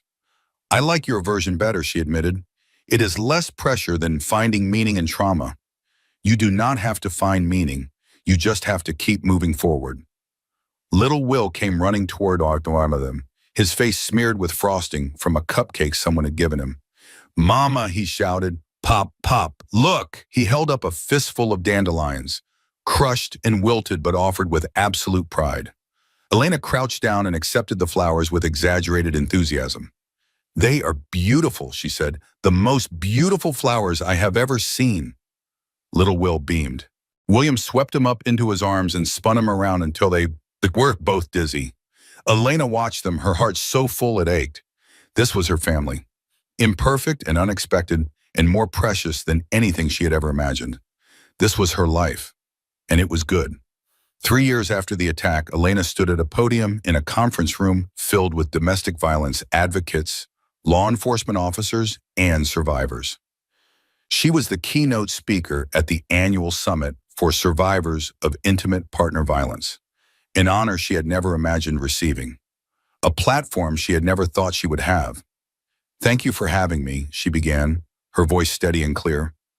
I'm going to tell you my story, not because it is unique, but because it is not. Because every person in this room knows someone who has lived through something similar. Because silence is the accomplice of abuse, and I refuse to be silent anymore. She told them everything. The slow erosion of her independence during her marriage, the gaslighting that made her doubt her own perceptions, the affair she had suspected but been afraid to confirm, the betrayal by her best friend, the attack that nearly killed her and her unborn son, and the father who had appeared from nowhere to save her.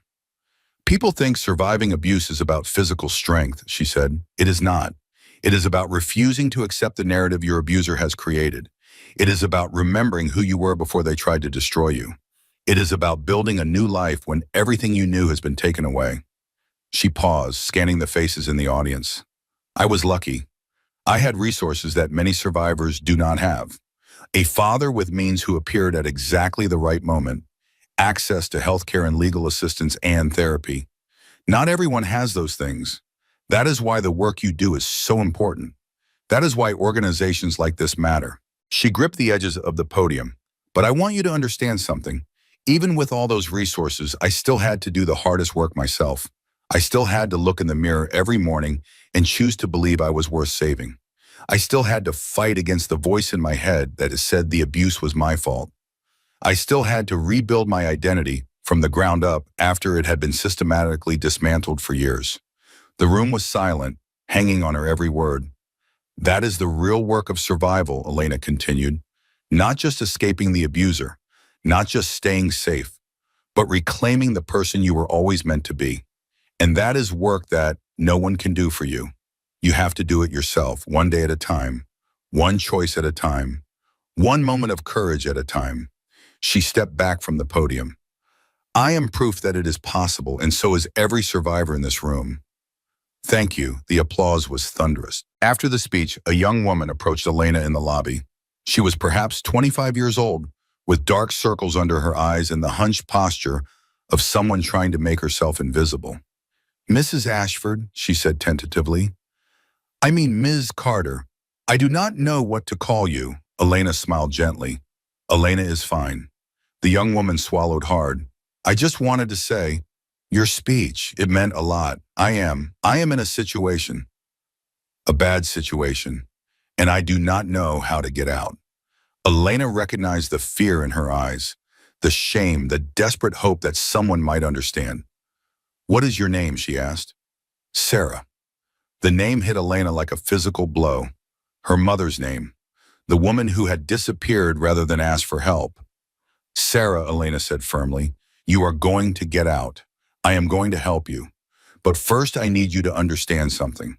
Whatever you are going through, it is not your fault. Do you understand? It is not your fault. Sarah's eyes filled with tears. I keep thinking if I was better, if I tried harder. No, Elena took her hands. That is what he wants you to think. That is how abuse works. It makes you believe the problem is you, but the problem is him. It has always been him, and you deserve better. They talked for an hour. Elena gave Sarah her personal phone number and the contact information for a safe house. She promised to follow up. She promised to help, and she kept those promises. 6 months later, Sarah was free. She had left her abuser with Elena's help. She was living in a shelter while she saved money for her own apartment. She was seeing a therapist. She was putting her life back together, one piece at a time. You saved me, Sarah told Elena over coffee one afternoon.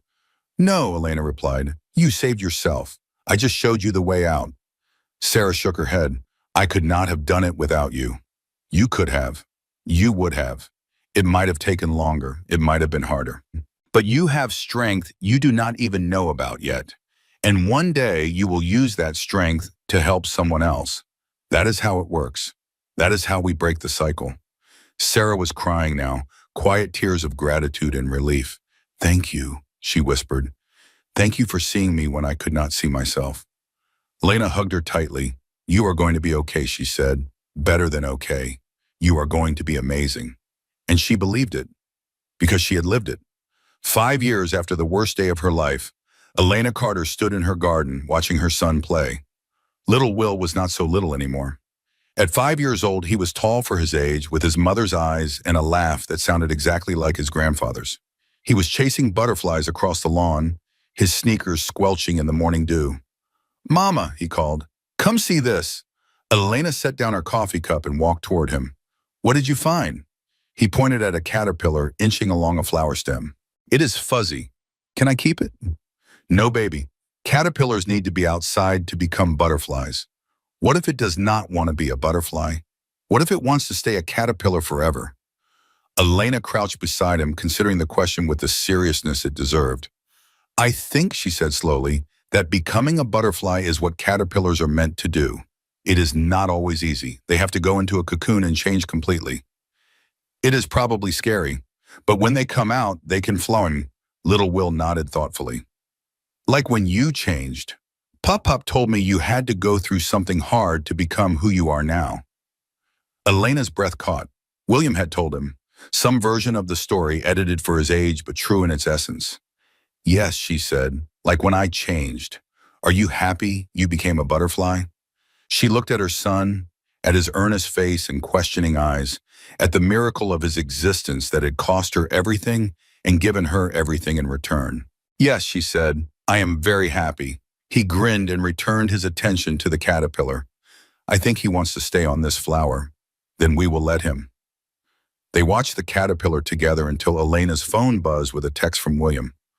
On my way. See you in 20. Pop, Pop is coming, she told little Will. We should get ready. Is he bringing presents? Elena laughed. He always brings presents. They went inside to clean up. Elena helped little Will wash his hands and change his muddy sneakers. She checked her reflection in the hallway mirror and saw a woman she barely recognized from 5 years ago. The bruises were long gone. The trauma had faded, not disappeared, but integrated, a part of her story rather than the whole of it. She had built a life she never imagined possible, a career helping others, a home filled with love, a family that spanned 3 generations.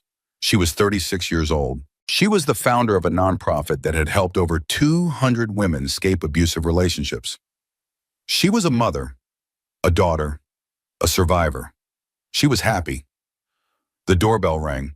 Little Will raced to answer it, throwing the door open to reveal William standing on the porch with his arms full of wrapped packages. Pop, Pop, little Will shrieked, launching himself at his grandfather. William caught him with practiced ease, lifting him high into the air. There is my favorite guy. Are you ready for some presents? Always. They went into the living room where little Will tore through the wrapping paper with enthusiastic abandon. William had brought toys and books and a new bike that would require some assembly. You are spoiling him, Elena said, the same words she said every visit. That is what grandfathers do, William replied, the same response he always gave. She laughed and let it go. Some battles were not worth fighting. Later, while little Will played with his new toys, Elena and William sat on the back porch with glasses of wine. Do you remember what you said to me that first day in the hospital? Elena asked. I said a lot of things that day. Which part? That you would never leave. That you were there forever. William nodded. I remember. I did not believe you, Elena admitted. I thought you were saying what you thought I needed to hear. I'd been abandoned so many times by then. By my mother, even though she had her reasons. By Derek. By Jessica.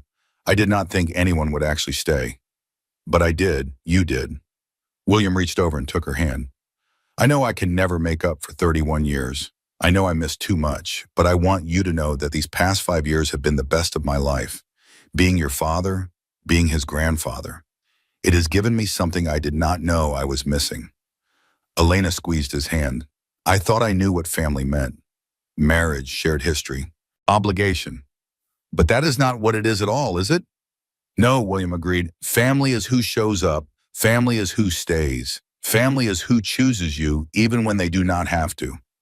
They sat in comfortable silence, watching the sun begin to set. I used to be so angry, Elena said eventually. At Derek, at Victoria, at Jessica, at the universe for letting everything happen. But I am not angry anymore. I just feel grateful. Is that strange? Not strange at all. William's voice was gentle. Anger takes energy. You have better things to spend your energy on now. Little Will came running onto the porch, his new toy truck clutched in his hands. Look, Mama, it has lights. He pressed a button and the truck's headlights flickered on. That is amazing, Elena said with genuine enthusiasm. Show Pop, Pop. Little Will climbed into William's lap and demonstrated every feature of the truck, explaining each one with the serious authority of a 5-year-old expert.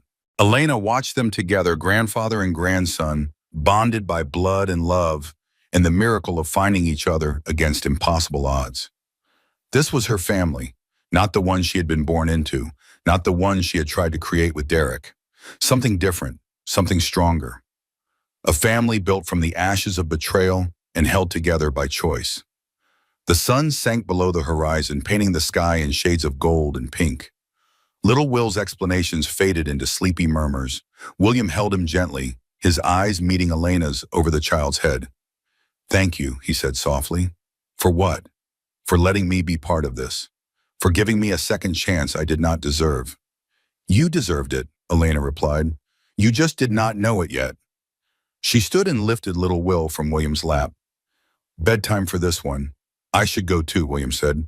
Early meeting tomorrow. They walked to the front door together. Elena shifted little Will to one hip and embraced her father with the other arm. Same time next week? She asked. Would not miss it. He kissed her forehead, then little Will's, and walked to his car. Elena watched him drive away, then carried her son upstairs to his bedroom. She tucked him into bed, smoothing the covers over his small body. He was already half asleep, his eyelids fluttering. "I love you," she whispered. "Love you too, Mama," he murmured. She turned off the light and stood in the doorway for a moment, listening to his breathing, even out into sleep. Then she went back downstairs. The house was quiet. The dishes from dinner were still in the sink. There were toys scattered across the living room floor. Tomorrow there would be work and meetings and all the responsibilities of her daily life. But tonight there was peace. Elena poured herself one more glass of wine and went out to the back porch. The stars were emerging now, pinpricks of light in the darkening sky. She thought about Margaret, resting peacefully in the cemetery across town. She thought about her birth mother, Sarah, who had loved her enough to disappear so she would not be a burden. She thought about William, who had built an empire but found meaning only when he discovered a daughter he never knew he had. She thought about Derek, dead by his own hand in a prison cell, consumed by the demons he had refused to face. She thought about Victoria, still serving her sentence, stripped of everything she had schemed for.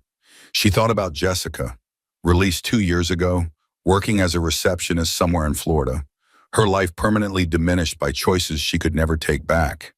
And she thought about herself, Elena Carter, survivor, mother, advocate, daughter, butterfly. She raised her glass to the night sky. "To everyone who helped me get here," she said softly, "and to everyone who tried to stop me, you all made me who I am." She drank deeply. The wine was rich and warm. The night was cool and quiet. Somewhere inside, her son slept safely in his bed. Somewhere across town, her father was driving home with a full heart. Somewhere in the world, women she had helped were building new lives, finding their own wings, learning to fly. Elena set down her empty glass and went inside. She washed the dishes. She picked up the vase. She locked the doors and turned off the lights.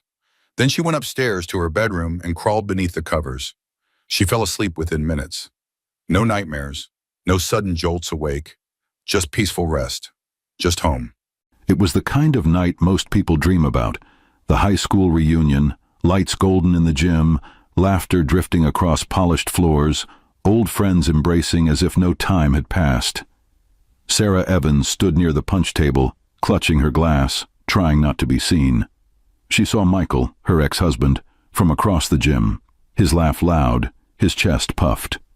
He had called her failures once, in front of friends. He had made her small. Tonight, he was doing it again. A sarcastic whisper here, a turned back there. Sarah's cheeks burned. Pride fought grief in her heart. And just when it seemed he had the power, just when she felt invisible, the doors opened. Under the chandelier's glow, he entered, the man who had sheathed his fortune in silence, who had built skyscrapers, who had never spoken of her. John Mercer, billionaire husband to Sarah now, walked in. A hush fell. The room shifted. Michael stopped mid-laugh. Sarah stood straighter, something in her posture changed. Everyone's eyes followed John. Michael's smug grin faltered. Sarah's heart pounded, but this time it wasn't fear. It was vindication. She wasn't alone. She wasn't small. This is not just a reunion. It's a story of betrayal, resilience, and a twist that will make you question everything you thought you knew about vengeance. Before we dive deeper, let us know in the comments where you're watching from. We'd love to hear from you. And don't forget to hit that subscribe button so you never miss any of our upcoming videos.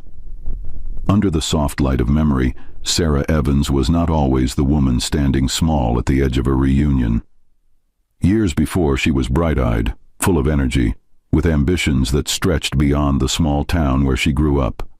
People who knew her then would say she was warm, approachable, the kind of woman who made friends easily and carried herself with quiet dignity. When she first met Michael Evans, he was magnetic, the center of attention at every gathering, tall, confident, his voice carrying easily in a crowd. To Sarah, he seemed like the man who could unlock doors she never imagined entering. He pursued her relentlessly, showered her with charm, and convinced her that together they could build a life others would envy. At first, their marriage seemed promising. Photographs of vacations, smiles on anniversaries, friends raising glasses at dinner parties. But beneath the surface, there were cracks. Michael's charm was matched only by his pride, and his pride often came at Sarah's expense. He could not resist making a joke at her in front of friends, or reminding her of his success when she stumbled in her own career.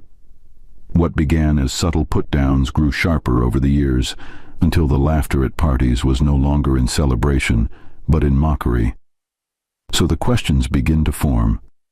Why did their marriage really fall apart? Was it simply Michael's arrogance, or was there something deeper that eroded the bond between them? What fueled his need to shame her in front of others long after they had parted ways? And perhaps most haunting of all, how did Sarah, the woman once made to feel small, left with nothing but whispers of failure, rise again to stand beside John Mercer, one of the wealthiest men in America? The answers to these questions would not come quickly. They would unfold like a long hidden letter being opened line by line, revealing truths that neither Sarah's classmates at the reunion nor Michael himself were prepared to face. Sarah Evans first met Michael Evans in the most ordinary of places, a crowded diner just off Main Street where she worked part-time while finishing her degree. Michael was already the kind of man people noticed before he even spoke. He carried himself with an air that demanded attention, his smile broad, his words polished as though he had rehearsed them for every possible occasion. When he slid into her section and struck up conversation, Sarah was caught off guard by the intensity of his gaze and the easy confidence in his voice. He told her she deserved better than working tables, that she was too smart and too beautiful for small dreams. For a young woman still uncertain of her path, those words carried weight. Within weeks, Michael had woven himself into her life, filling her days with flowers, late-night phone calls, and grand gestures that made her believe she had found something rare. Their friends marveled at how quickly the two became inseparable, and Sarah convinced herself that Michael's confidence was not arrogance, but strength, the kind of strength she could lean on as they built a life together. Yet even in those early days, there were moments that left her unsettled. Michael had a way of making every story revolve around himself, and when Sarah shared her ambitions, he would smile dismissively and say she should leave the big dreams to him. At first, she laughed it off, convincing herself it was part of his charm, but the jokes became sharper, the remarks more pointed. By the time they married, Sarah had grown used to swallowing her discomfort, telling herself that love was about compromise, that Michael's pride was a small price to pay for the life they would share. But as years passed, the subtle dismissals hardened into cruelty. He belittled her in front of friends, making her the punchline at dinner tables. He controlled finances with a heavy hand, ensuring she always had to ask rather than decide. Slowly, the respect that should anchor a marriage slipped away, replaced by humiliation and silence. The divorce, when it came, was not a quiet unraveling but a public spectacle. Michael made certain of that. At the hearing, he boasted about his career while mocking Sarah's failures, ensuring those seated nearby could hear every barb. When friends asked after the split, he laughed, saying she was nothing without him, just another woman who could not keep up. He left her financially battered, emotionally drained, and convinced she had no future without his shadow looming over her. For Sarah, it was the lowest point she had ever known. But what Michael Evans did not realize was that humiliation does not destroy everyone. For some, it becomes fuel. And what he didn't know was that the woman he abandoned would one day return stronger than ever. After the divorce, Sarah Evans found herself standing in an empty apartment with little more than a suitcase of clothes and a few pieces of furniture friends had helped her move. The silence of those first nights pressed heavy against her chest. Gone were the dinner parties, the social invitations, the illusion of stability Michael Evans had always flaunted. What remained was a woman stripped bare, facing bills she could not pay, debts she had not known existed, and the bitter sting of humiliation whispered among neighbors. Loneliness settled over her like a constant shadow. She worked long hours at jobs that barely covered rent, eating simple meals, watching as Michael's life appeared in photographs online, full of laughter and success, while hers seemed invisible. For months, she carried the weight of despair, wondering if he had been right all along, if she truly was nothing without him. But Sarah Evans had something Michael could never touch: resilience. And resilience often reveals itself in the smallest of moments.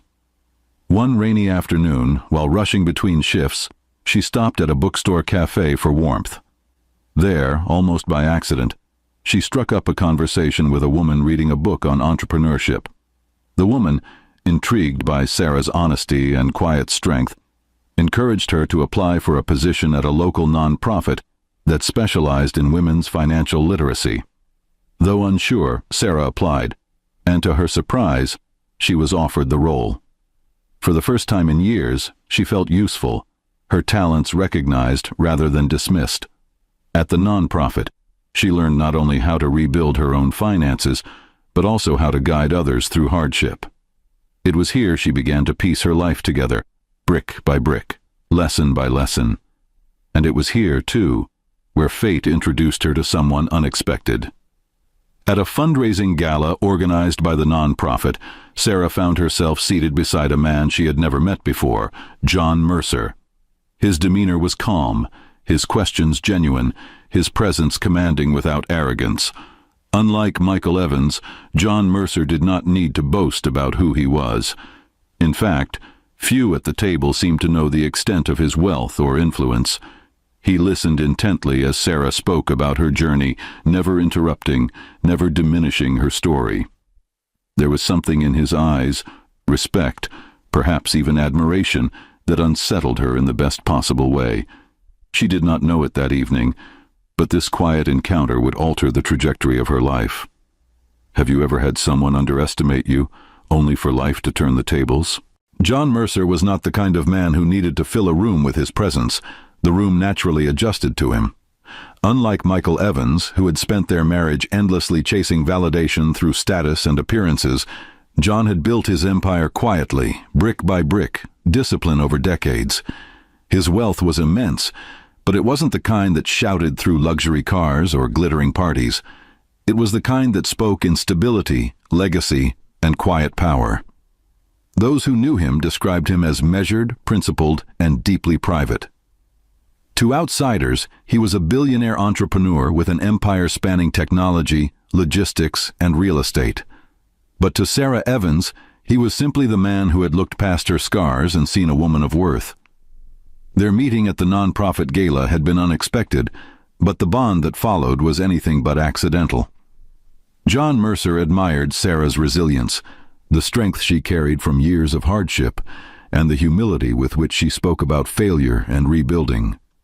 Where Michael Evans had once mocked her ideas and belittled her ambitions, John Mercer leaned forward, listened closely, and encouraged her voice. Their relationship grew not from grand gestures, but from countless small moments: quiet dinners, long conversations, walks where he let her speak and never once made her feel small. As Sarah's confidence returned, so too did her joy. Friends who had seen her in the bleak days after Michael left could hardly recognize the woman she had become. The contrast between the two men in her life could not have been starker. One had thrived on arrogance, tearing her down to make himself feel taller. The other embodied dignity, elevating her not because he needed to, but because he saw her as his equal.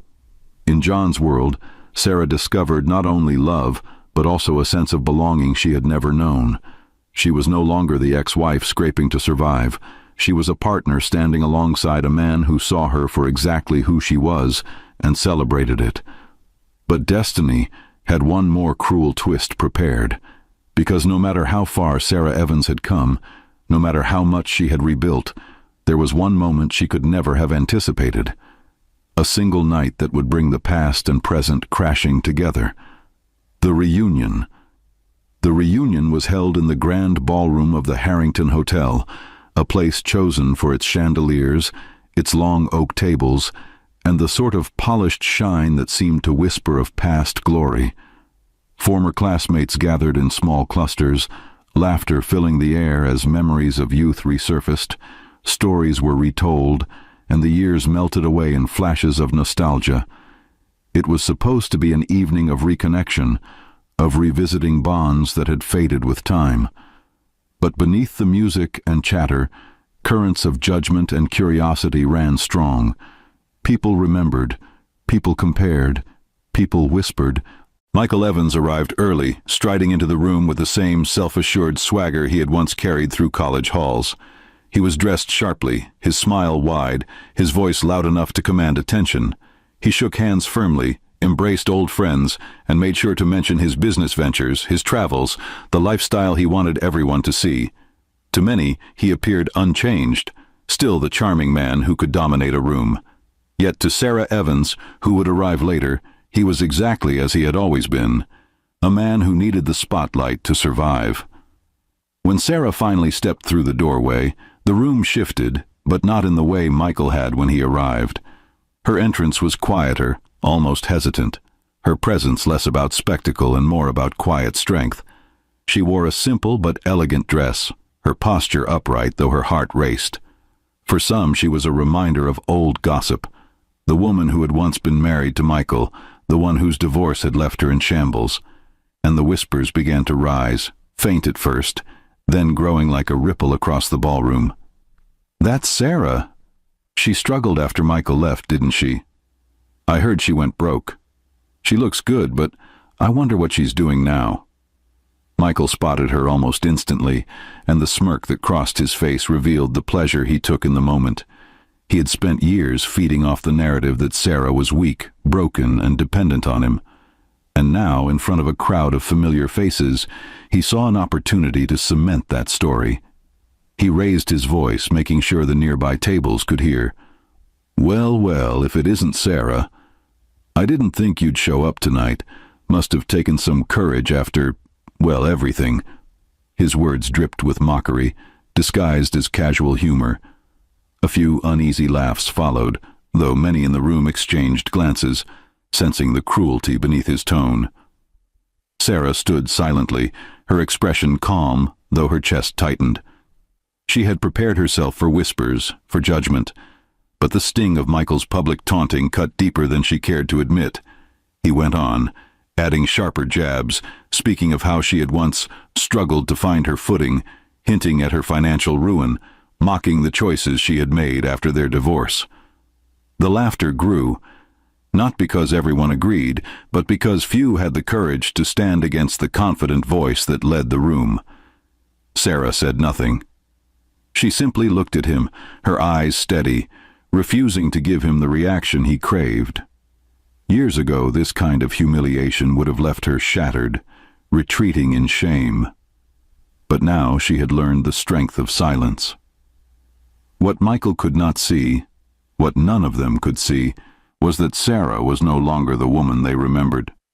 She was someone entirely different, someone far stronger, though she chose not to reveal it. Not yet. The tension thickened as the moments stretched. Michael, emboldened by the chuckles of his old friends, leaned in once more, ready to land another blow. And just as the laughter peaked, just as Sarah stood silently in the storm of judgment, a door at the far end of the ballroom opened. The door opened slowly, and in that instant the atmosphere inside the ballroom shifted, though few could explain why. Conversations faltered, laughter dimmed, and eyes turned instinctively toward the figure stepping inside. John Mercer entered without spectacle, yet his presence carried the weight of a man who did not need to announce himself. He moved with quiet assurance, his tailored suit understated but immaculate, his gaze calm yet commanding. To those who knew his name, it was like watching a legend step out of the shadows and into the light. To those who didn't, the sudden hush of the room made it clear they were in the company of someone extraordinary. Michael Evans, mid-laugh at his own cruel joke, noticed the crowd's attention shift away from him. At first he seemed annoyed, confused by what could possibly draw eyes away from his display. But when his gaze landed on John Mercer, the color drained from his face. Recognition spread slowly, then panic began to flicker behind his eyes. This was no ordinary man entering the reunion. This was Sarah Evans's husband, and not just a husband, a billionaire, a man of power and respect, a stark contrast to everything Michael had become. The whispers that had moments ago been laced with judgment now transformed into shock. That's John Mercer. What's he doing here? He's married to Sarah? The ripples grew into waves, and in the middle of it all, Michael stood frozen. His smirk collapsed, replaced by disbelief that twisted into something darker. Envy, fear, humiliation. His voice, so loud and unshakable just minutes earlier, caught in his throat. Sarah Evans, who had endured his jeers in silence, finally lifted her chin and turned toward the man she once thought would define her forever. Her eyes locked onto Michael's, but instead of anger, instead of pain, she gave him something far more devastating, a small, knowing smile. Then, as the crowd parted instinctively, her gaze shifted to John Mercer, the man walking toward her with unhurried steps, his presence eclipsing every sneer, every whisper, every ounce of shame Michael had tried to heap upon her. This was not just about a man walking into a room. It was about a reckoning decades in the making. Michael Evans stood rooted to the spot, his confidence dissolving as fast as the whispers in the room shifted against him. For years he had fed on Sarah Evans's pain, convinced that her struggles defined her, that she would never rise above the shadows he left her in. But now those shadows were gone, replaced by the brilliance of the man walking toward her. John Mercer didn't need to raise his voice or make a scene. His very presence was a declaration. He moved to Sarah's side with a quiet certainty, placing himself beside her as though he had always belonged there. In that moment, the room seemed to fracture between past and present.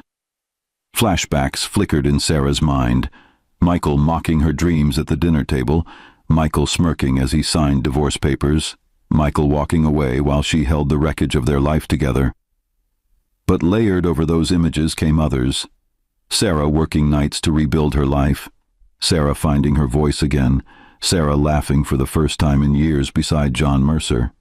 The cruel hands of the past were being washed away by the steady strength of the present. Michael tried to muster his old bravado, but his words stumbled. "So, you've done well for yourself, Sarah," he said, attempting a smile, but the weakness in his voice betrayed him. The crowd, once entertained by his arrogance, now looked on with disapproval. Some shook their heads, others whispered of how far Sarah had come, how much Michael had diminished in the face of the man who stood silently at her side. John Mercer didn't need to speak loudly. He simply turned his steady gaze on Michael, then shifted his eyes to Sarah, as if to remind everyone in that room who truly held the strength. His arm brushed lightly against hers, not possessive, but protective, supportive. That gesture alone carried more weight than any speech Michael could have given. The silence between them grew louder than laughter, louder than jeers, until Michael's arrogance collapsed into something small and desperate. The reckoning was not in shouts or revenge, but in truth laid bare before 100 watching eyes. Sarah Evans had not only survived, she had triumphed. And Michael Evans, once so certain of his power, was left drowning in the bitter pride that had always been his undoing. If you were in Sarah's shoes, standing in that ballroom with the world watching, would you forgive the man who broke you? Or would you let him sink into the very pit he had dug for himself? Michael Evans could no longer bear the weight of the eyes that pierced him from every corner of the ballroom. His once smug grin had collapsed into a twisted mask of shame, and with a frustrated shake of his head, he turned on his heel. The sound of his footsteps echoed sharply against the polished floor as he stormed toward the doors, his pride in tatters, his swagger gone. People stepped aside, not in admiration as they once might have, but with pity, with disappointment, with a silent acknowledgement that his reign of arrogance was finally over. Sarah Evans stood still, her poise unshaken, her expression calm. When the murmurs in the room softened, she raised her chin slightly and spoke, not with bitterness, not with fury, but with a voice steady and clear. Respect is not something you demand through arrogance. Dignity is not something you strip from others for your own pride. True strength comes when you stand, even after someone tried to break you. Her words weren't loud, yet they carried through the room with a weight that silenced every whisper. The crowd erupted into applause, not the polite clapping of an audience, but the genuine roar of admiration for a woman who had endured the worst and now stood taller than ever. For years, Sarah had been remembered as the woman left broken, the woman mocked and discarded. But in this single moment, the narrative had shifted. She was no longer defined by what Michael Evans had done to her. She was defined by her resilience, her dignity, and her quiet strength. John Mercer stepped closer, his eyes never leaving hers. Without words, he extended his hand, and Sarah placed hers in his. That single gesture, simple, steady, and sure, spoke louder than Michael's years of ridicule. It was a symbol of triumph, not just over her past, but over every doubt, every whisper, every shadow she had carried. The ballroom seemed to shimmer with the electricity of transformation. Yet as the applause faded and Sarah's smile lingered, one question remained. Was this the true closure she had long deserved, or would the past in some way still find its way back into her life? Life has a way of humbling the proud. Michael Evans entered that reunion certain he would bask in glory, that the shadows of Sarah Evans's past would forever hold her down. But instead it was his pride that collapsed under the weight of truth, his arrogance that crumbled before the strength of the woman he once discarded. Sarah Evans did not need to scream or fight to reclaim her dignity. She simply stood tall, side by side with John Mercer, her billionaire husband, who saw in her what Michael never could. Sometimes revenge isn't loud. Sometimes it doesn't come in the form of insults returned or battles won in public. Sometimes revenge is nothing more than living well, holding your head high, and allowing the life you've built to speak louder than any words. Sarah's triumph wasn't in Michael's humiliation. It was in her survival, her resilience, and her happiness beyond the wreckage he left behind. Do you believe justice was served that night? Or does true justice come from forgiveness? Let us know in the comments below. And if you thought this story was powerful, wait until you see what happened in our next one.